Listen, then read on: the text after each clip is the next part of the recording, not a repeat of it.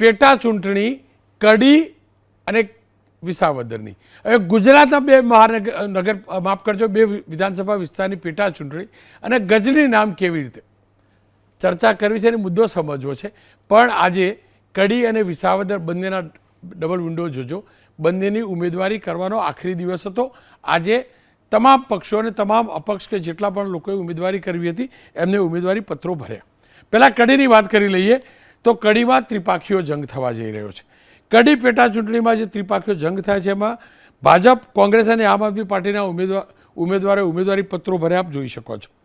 કોંગ્રેસે કડીના દિગ્ગજ નેતા અને પૂર્વ ધારાસભ્ય રમેશભાઈ ચાવડાને ટિકિટ આપી. આમ આદમી પાર્ટીએ જગદીશ ચાવડાને મેદાને ઉતાર્યા. કડી વિધાનસભાની સીટ પર એ જ રીતે ભારતીય જનતા પક્ષે પણ રાજેન્દ્રભાઈ ચાવડાને મેદાને ઉતાર્યા છે. દ્રશ્યો જોયા. 15 ઉમેદવારોએ ઉમેદવારી નોંધાવી છે. વાત હવે વિસાવદરની કરી લઈએ તો વિસાવદર જ્યાં પ્રતિષ્ઠાનો પણ જંગ છે, જ્યાં નાકની લડાઈ પણ છે, જ્યાં તમામની શાખ પણ દાવ પર લાગી છે.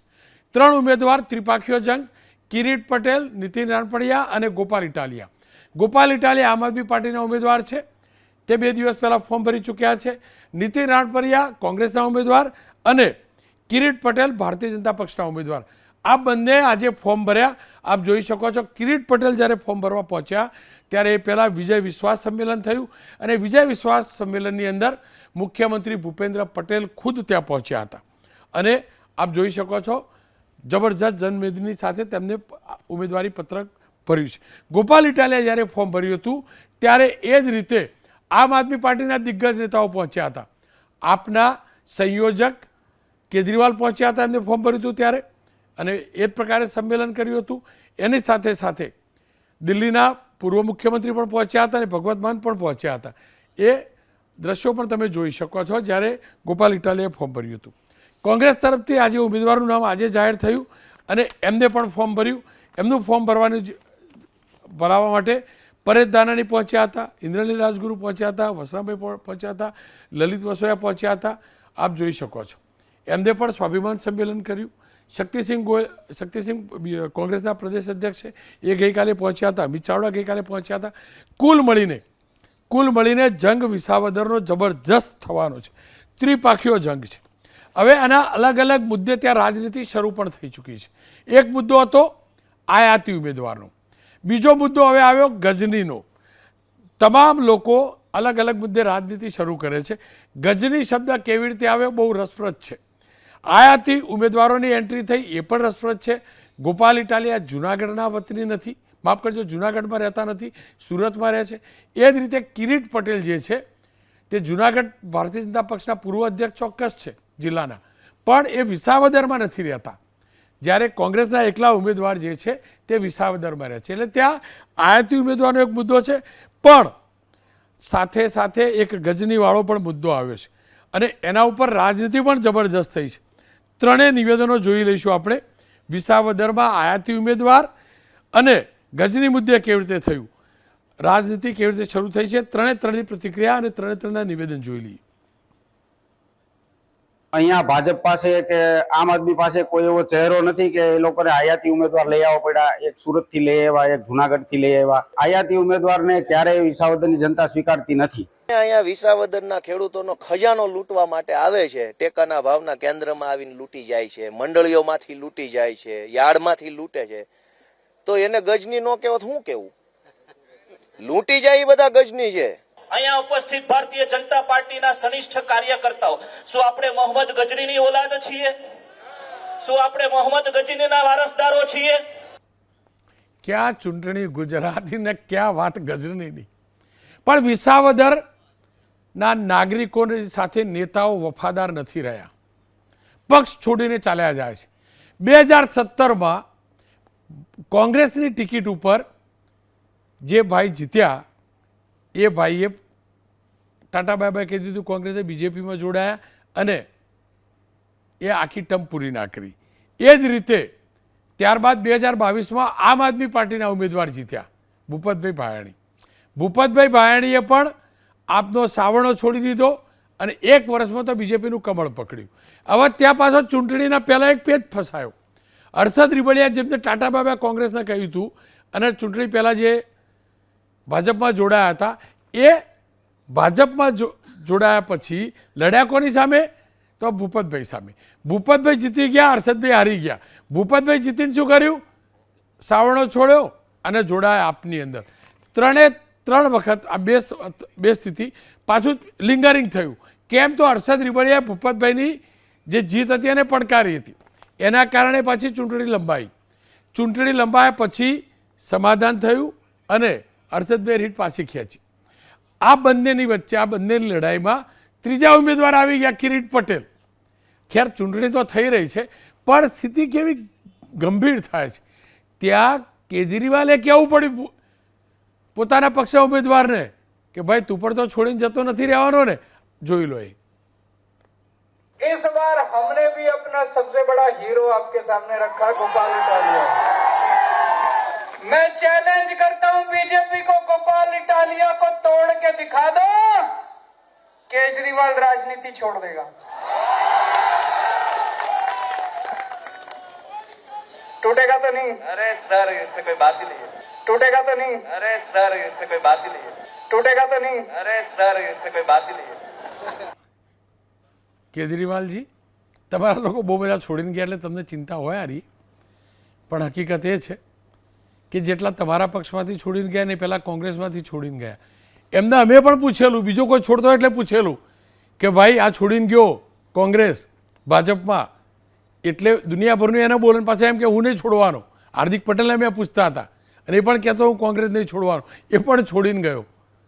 એટલે તમે જે પૂછ્યું અને ગોપાલભાઈએ કહ્યું, ગોપાલભાઈ જાણે, મારો વિષય પણ નથી, પણ મૂળ મુદ્દો એ છે કે જે ચાલી રહ્યું છે વિસાવદરની અંદર, જે મુદ્દો બન્યો છે, મુખ્ય મુદ્દો કયો હોવો જોઈએ? તો ઇકો સેન્સિટિવ ઝોન, સૌથી મોટી એ સમસ્યા વિસ્તારની. મુખ્ય મુદ્દો કયો હોવો જોઈએ?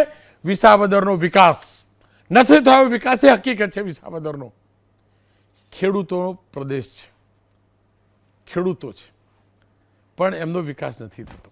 આ મુખ્ય મુદ્દો હોવો જોઈએ, નથી થતો. આ વચ્ચે બીજી પાછો એક ખેલ ચાલુ થયો. ખેલ કયો? તો કેશુભાઈ વચ્ચે લાવવામાં આવ્યા. કેશુભાઈ પટેલ વિસાવદરના ધારાસભ્ય હતા, તો ગોપાલ ઇટાલિયાએ કેશુભાઈ પટેલનું આશીર્વાદ આપતા હોય એ પ્રકારનું એઆઈની નવી ટેકનોલોજીથી એક વિડીયો બન્યો ગોપાલ ઇટાલિયા સાથેનો, એ વાયરલ થયો. એની સામે પાછો ગોપાલ ઇટાલિયાના એ વિડીયોને ખંડન કરતો પણ વિડીયો વાયરલ થયો. સવાલ એ છે કે જે મૂળ મુદ્દાથી ચૂંટણી ભટકી કેમ રહી છે? આ જુઓ આ વિડીયો. અવાજ હોય તો અમારી ટીમને કહું કે એ પ્લે પણ કરી લે. સંભાળ અને ખેડૂતો અને ખેત મજૂરો પશુપાલકોની તકલીફ દૂર કર બેઠા. બાપા, તમારા આશીર્વાદથી હું જરૂર વિધાનસભામાં પહોંચીશ અને કેશુ બાપા, આપની પ્રેરણાથી વિસાવદર ભેસાણના ખેડૂતો અને ખેત મજૂરોની હકની લડાઈ હું પૂરી તાકાતથી લડીશ. એઆઈના વિડીયોથી એવું દર્શાવવાનો પ્રયાસ થયો કે બાપાના આશીર્વાદ ગોપાલભાઈને છે. તો બાપાનો બીજો એક વિડીયો એઆઈથી બનાવવામાં આવ્યો અને કહેવામાં આવ્યું કે ગોપાલ, મારા નામનો દુરુપયોગ દૂર કર. જોઈ લો એ પણ વિડીયો.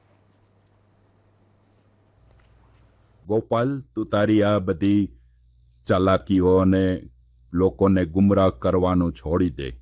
ટેકનોલોજીના સમયમાં તું મારા આ ફોટાનો ને વિડીયોનો જે ઉપયોગ કરે છે એ બિલકુલ વ્યાજબી નથી અને મારી આના વિરુદ્ધ સખત એતરાજ છે.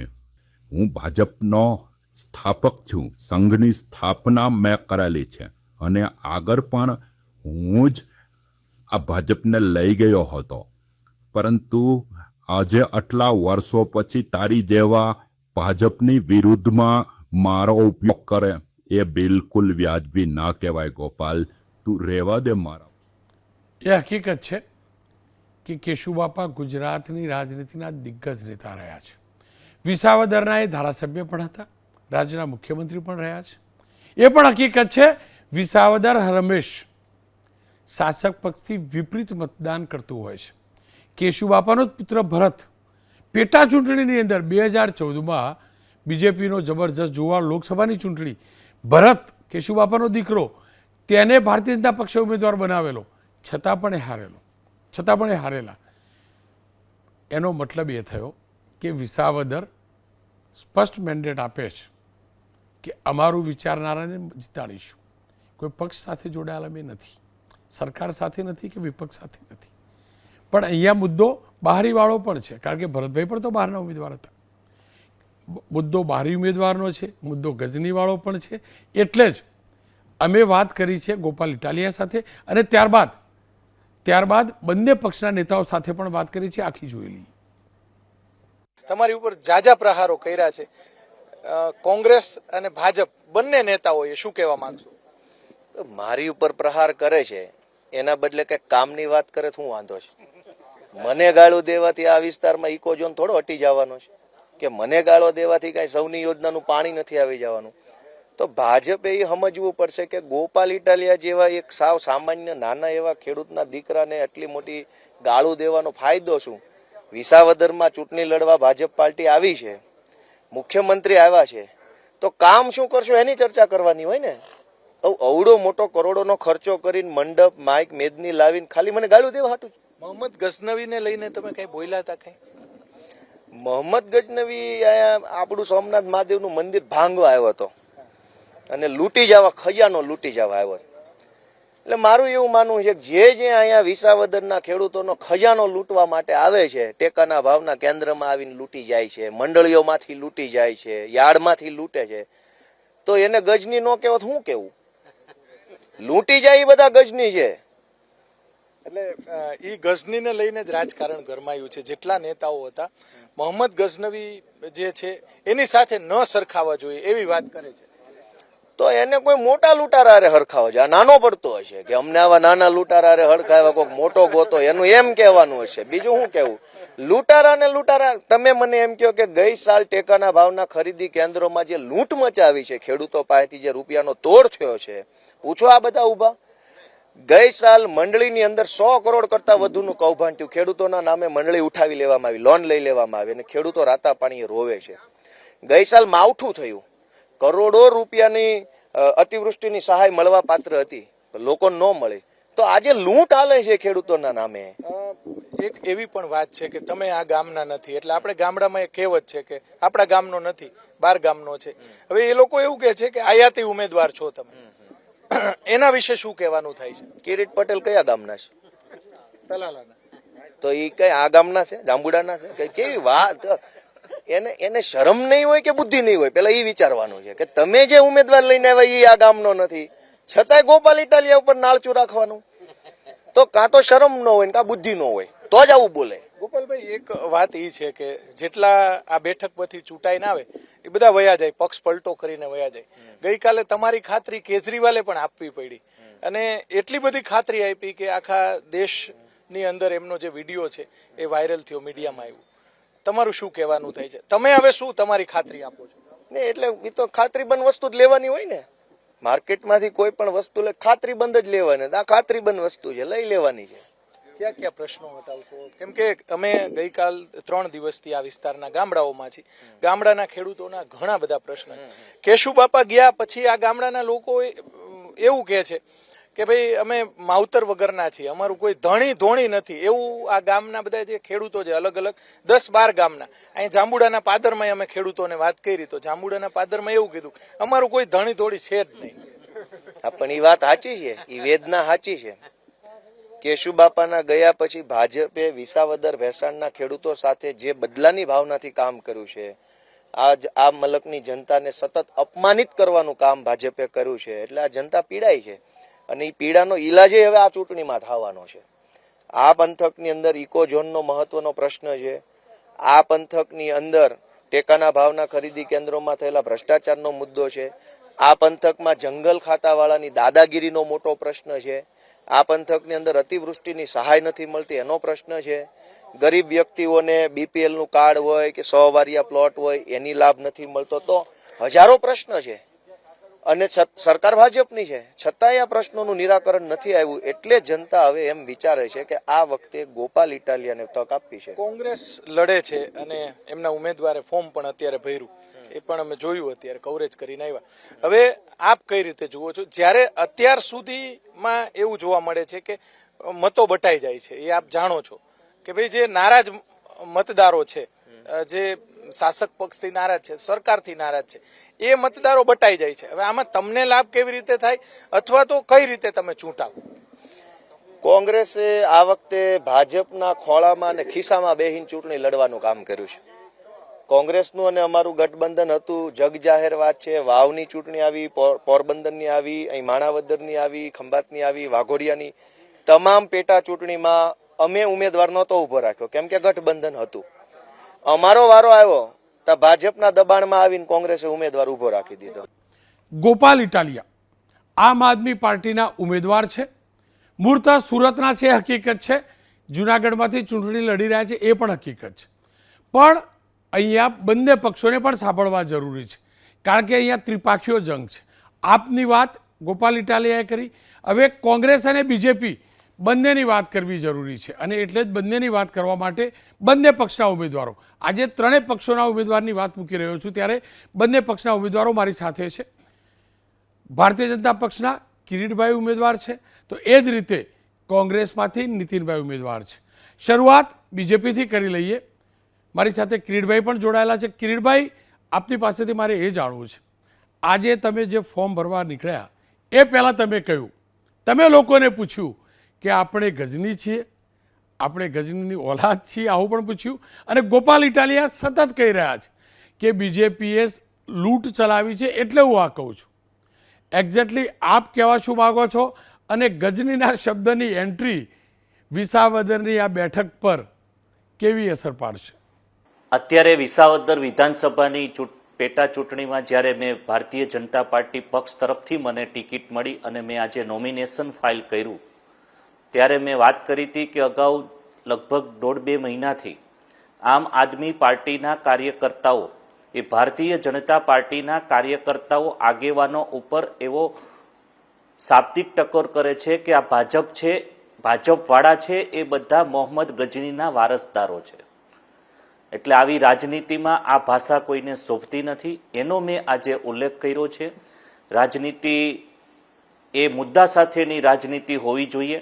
કોઈ પક્ષ, કોઈ પાર્ટી, કોઈ સમાજ, એની વિરુદ્ધ આવી રીતે ટિપ્પણી કરવી એ યોગ્ય નથી. અને અમે તો ગ્રામજનો સાથે રાખી અને નાના મોટા સુખ દુઃખમાં સાથે રહેનાર લોકો છીએ, અને આવી જે ભાષા છે એ આ સભ્ય સમાજમાં ક્યાંય શોભતું નથી, એ વાત મેં કરી હતી. કિરીટભાઈ, ગોપાલ ઇટાલિયા આયાતી ઉમેદવાર છે તેવું લાંબા સમયથી સોશિયલ મીડિયા પર કહેવાતું હતું, અને હવે બીજેપીના નેતાઓ કહી રહ્યા છે. સોશિયલ મીડિયા પર સ્વાભાવિક રીતે બીજેપી જ વાયરલ કરતું હશે, અને સહજ પણ છે, અને હાલ બીજેપીના નેતાઓ કહી પણ રહ્યા છે. જો ગોપાલ ઇટાલિયા આયાતી ઉમેદવાર છે, સુરતથી આવ્યા છે એટલે આયાતી છે, તો કિરીટભાઈ આપ પણ તો વિસાવદરના રહેવાસી તો નથી ને? કોંગ્રેસવાળા પણ તો એ કહી રહ્યા છે કે અમે એકલા જ, એટલે કે નીતિનભાઈ એકલા જ સ્થાનિક ઉમેદવાર છે, તમે એટલે કે બીજેપીના ઉમેદવાર અને આમ આદમી પાર્ટીના ઉમેદવાર ઇટાલિયા બંને આયાતી ઉમેદવાર છો. આ જે મુદ્દો છે આ ચૂંટણીમાં તમને અને ગોપાલભાઈને અસર તો કરશે ને? લોકો પૂછશે તો ખરા ને કે ભાઈ અમારા વિસ્તારનો કોઈ ઉમેદવાર ના મળ્યો તો છેક જુનાગઢથી તમને લઈ આવવામાં આવે?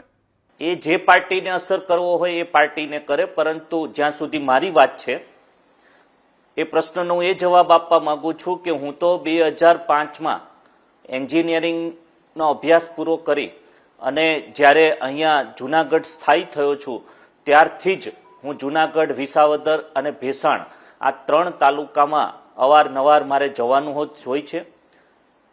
છેલ્લા 10 વર્ષથી હું જુનાગઢ જિલ્લા ભારતીય જનતા પાર્ટીનો અધ્યક્ષ રહ્યો છું, અને જે વિધાનસભા એટલે કે વિસાવદર વિધાનસભા એનો હું પોતે ખાતેદાર ખેડૂત છું.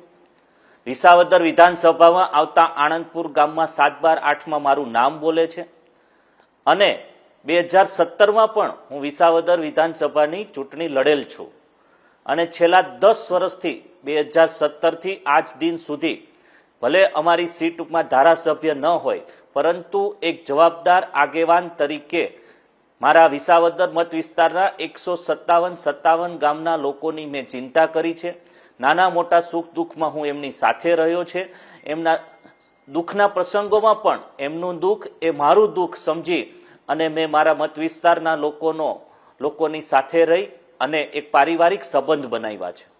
જિલ્લા પંચાયત, તાલુકા પંચાયત, સાંસદ આ બધું બીજેપીનું છે, છતાં પણ આજે જુનાગઢ જિલ્લો અને ખાસ કરીને વિસાવદર એમાં પાણીની પણ તો અનેક સમસ્યાઓ છે ને, પાણીની સિંચાઈનું હોય કે પીવાના પાણીની, ખાસ કરીને સિંચાઈની કે સુજલામ સુફલામ યોજનાની, કેમ એ યોજનાઓ પૂર્ણતઃ રીતે વિસાવદર સુધી નથી પહોંચી?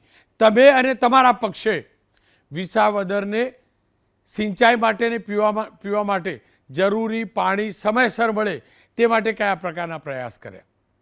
વિસાવદર વિધાનસભામાં 2012 પછીથી ભારતીય જનતા પાર્ટીની સરકાર ગુજરાતમાં બની, પરંતુ અમે અહીંયા પ્રતિનિધિત્વ 2012 પછી નથી. સૌની યોજના માનનીય વડાપ્રધાન શ્રી નરેન્દ્ર મોદી સાહેબના નેતૃત્વમાં ગામડે ગામડે પાણી પહોંચાડ્યું, એમ વિસાવદર તાલુકા ભેસાણ તાલુકામાં પણ સૌની યોજના લિંક 4 આવી, પરંતુ હજી પણ સૌની યોજનાના અમારા અમુક ચેકડેમો લિંકિંગ કરવાના બાકી છે. એ હું એનો અવાજ અને એની રજૂઆત ગાંધીનગર સુધી કરીશ અને એ કામ પણ હું આવનારા દિવસોમાં પૂર્ણ રીતે પૂરું કરીશ. કિરીટભાઈ, આ ચૂંટણીમાં તમારો હરીફ પક્ષ કયો? કોંગ્રેસ કે આમ આદમી પાર્ટી? કે પછી અમે જેમ બધા કહી રહ્યા છે ત્રિપાખીઓ જંગ છે? ભારતીય જનતા પક્ષની હરીફાઈ કોની સાથે? કોંગ્રેસ સાથે કે આમ આદમી પાર્ટી સાથે?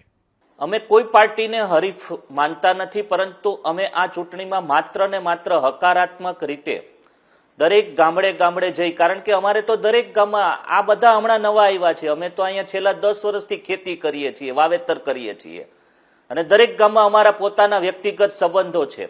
દરેક ગામમાં નાની મોટી સમસ્યાઓનું સમાધાન અમે સરકારમાં રજૂઆત કરીને કર્યું છે.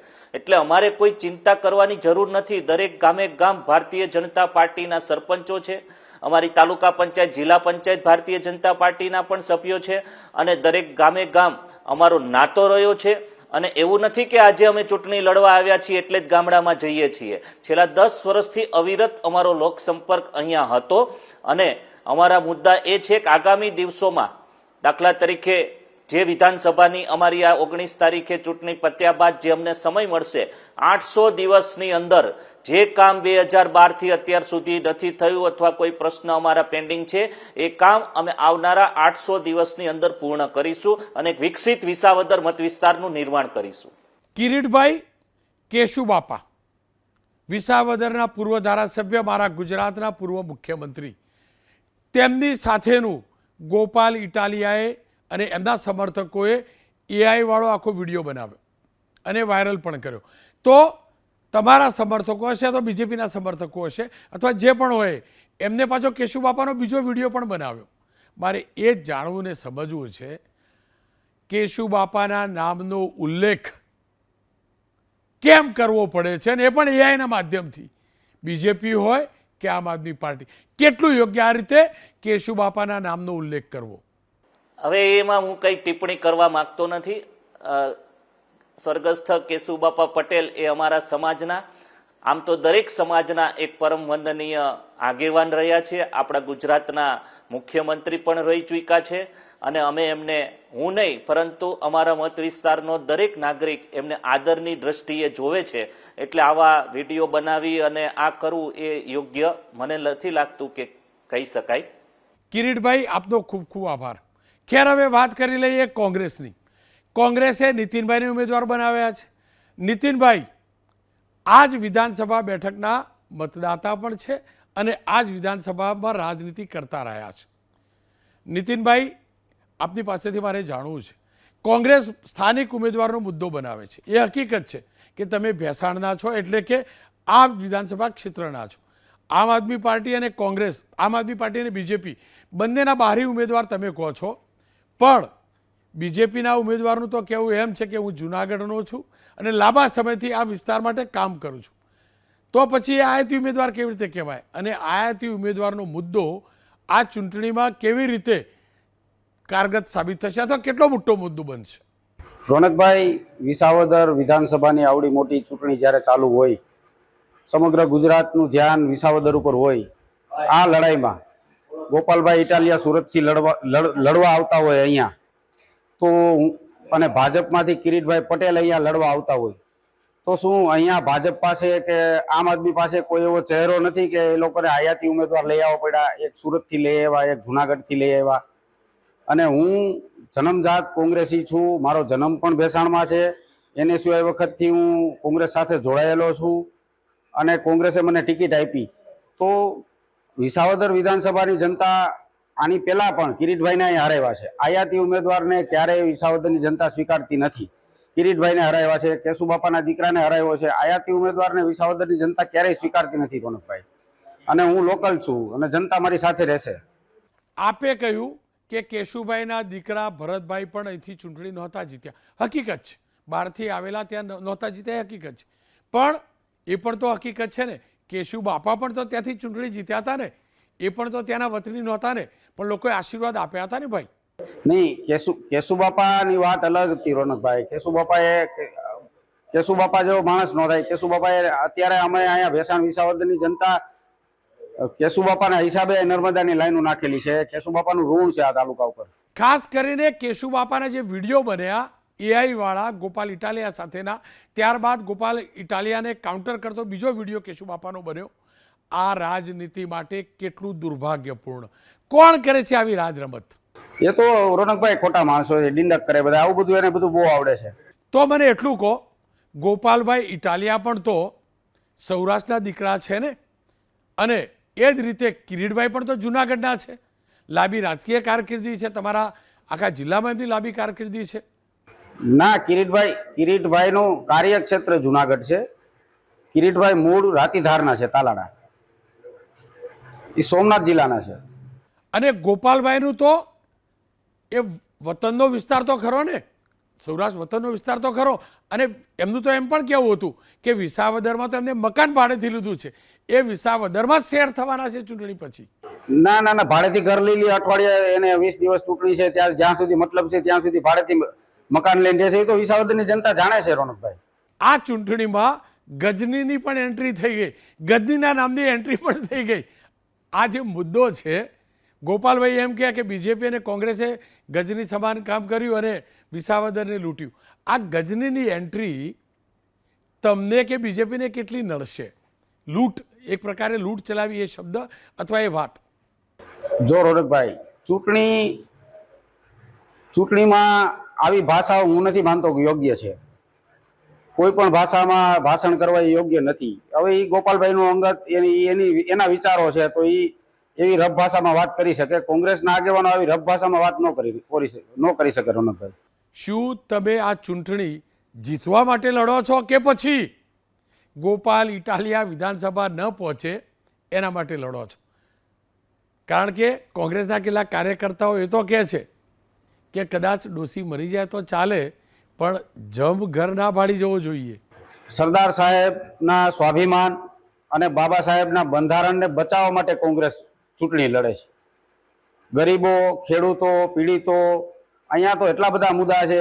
ઇકોઝોનનો એવડો મુદ્દો છે, ખેડૂતોના એટલા મુદ્દા છે, રત્ન કલાકારો હેરાન છે, BPLના કાર્ડમાંથી નામ કેન્સલ થઈ જાય છે, 100 ચોરસ વાર પ્લોટ નથી મળતા લોકોને. આ બધી વેદનાઓની સામે અમારી લડાઈ છે. પછી ગોપાલભાઈ હોય, કિરીટભાઈ હોય કે કોઈ પણ હોય. વિસાવદરની જનતાએ 2017માં હર્ષદ રીબડિયાને ચૂંટ્યા. હર્ષદ રીબડિયા ટર્મ પૂરી થાય પહેલાં છોડીને ભાજપમાં ગયા રાજીનામું આપીને. ત્યારબાદ 2022માં આમ આદમી પાર્ટીના ભૂપતભાઈને ચૂંટ્યા, એમને પણ રાજીનામું આપી દીધું. મારે એ જ જાણવું ને સમજવું છે, આ બંને પાછા બીજેપીમાં છે, એ મુદ્દો તમારા માટે કેટલો મહત્વનો સાબિત થશે? ચૂંટણી ઉપર એની અસર તો આ વખતે તો એ લોકો તો કોઈ ઉમેદવાર છે નહીં. ભૂપતભાઈ રાજીનામું આપ્યું, ભૂપતભાઈ ચૂંટણી લડતા નથી. હર્ષદભાઈ રાજીનામું આપીને ચૂંટણી લડ્યા હતા બીજેપીમાં જઈને, તો બીજેપી એને ટિકિટ નથી આપી, એને ઘેરા બેસાડી દીધા. અને બીજેપીનો તો એજન્ડા હોય છે રોનકભાઈ કે પેલા કોંગ્રેસમાંથી લઈ જાઓ, એકવાર ટિકિટ આપી દો, હરાવો ને ઘેરા બેહાડી દો, કાર્યક્રમ પૂરો કરો. આજે કડી અને વિસાવદર આ બંને માટે ઉમેદવારી પત્રો ભરાયા. આજથી જ રાજનીતિ જબરજસ્ત રાજનીતિ શરૂ થઈ ચૂકી છે.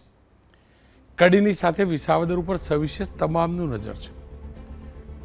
નેતાઓ અલગ અલગ દાવા કરે છે. તમામ નેતાઓ, તમામ પક્ષો એમ કહે છે કે અમારી સાથે નાગરિકોને મતદાતાઓ છે. પણ દુર્ભાગ્ય એ વાતનું છે ને હકીકત પણ એ વાતની છે. વિસાવદર હર હંમેશ ચૂંટણી બાદ વિસરાયું છે. અને વિસાવદરે જેને જીતાડીને મોકલ્યા છે એ છેલ્લી 2-3 ટર્મથી એમને વિસાવદરને વિસરી નાખ્યું છે, વિખૂટું પાડી દીધું છે. રાજીનામા આપી વિધાનસભાથી દૂર રાખ્યું છે. ફરી એકવાર ચૂંટણી યોજાય છે. મતદાતાઓની ફરજ છે મતદાન કરવું જ જોઈએ. અલગ અલગ મુદ્દાઓ સામે આવશે. અપેક્ષા રાખું ચૂંટણી પ્રમાણિકતાથી થાય, સાચા સારા મુદ્દાઓથી થાય, વિકાસની વાત થાય. ગજની જેવા શબ્દની શોધ ના કરવી પડે. ગજનીએ આપણા દેશ માટે ને આપણે સંસ્કૃતિ માટે શું શું લૂંટ્યું એ જાજુ કહેવાની જરૂર નથી. છેલ્લે એટલું કહીશ, જે પણ જીતો મહેરબાની કરીને ટર્મ પૂરી કરજો. કારણ કે તમે ટર્મ પૂરી નથી કરતા, તમે તમારા પક્ષને વફાદાર નથી રહેતા. જે મતદાતાઓ તમારા પક્ષનું ચિહ્ન જોઈને તમને મત આપ્યો છે એમને તમે છેતરો છો. અને એટલે જ વિસાવદરનો વિકાસ પણ વિસરાયેલો છે. જે પણ જીતો મારા વિસાવદરનો વિકાસ કરજો. બાકી વિસાવદરની નાગરિકોની ફિતરત તમે જાણો છો ને, ઉખાડીને ફેંકી દેશે, ઉખાડીને ફેંકી દેશે. બીજી વાર મોકો નહીં આપે. આંખમાં ધૂળ છાંટી 2-2.5 વર્ષ માટે માની શકાય તમે જીતશો, પણ 27 દૂર નથી.